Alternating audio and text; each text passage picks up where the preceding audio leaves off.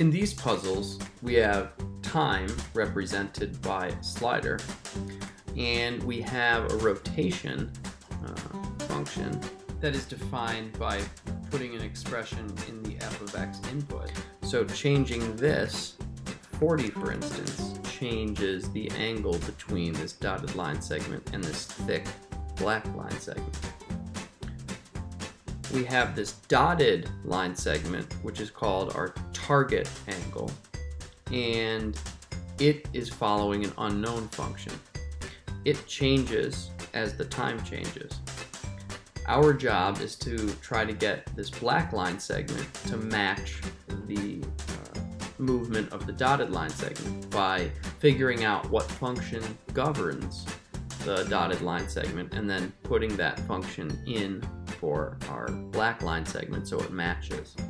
So we do that by trying to gain information about this black line segment as we change the time.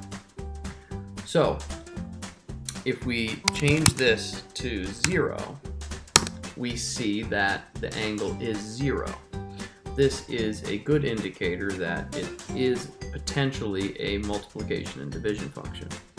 Now we need to check to see if it increases at a constant rate. So we manually move this up to 1, and we see that it goes to 5, and then we manually move it up to 2, and we see that it goes to 10, and we manually move it up to 3, and we see it goes to 15, and we manually move it up to 4, and we see it goes to 20.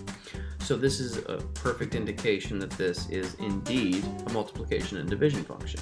It has an angle of 0 when the time is 0, and it increases by 5 every time the time goes up by 1, which gives us a clue that the function here is 5 times x.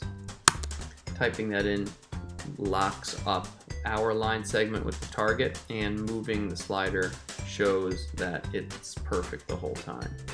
You can also play this with the play button to just visually see that it does indeed move at a constant rate. So that's another indicator that it is a multiplication and division function.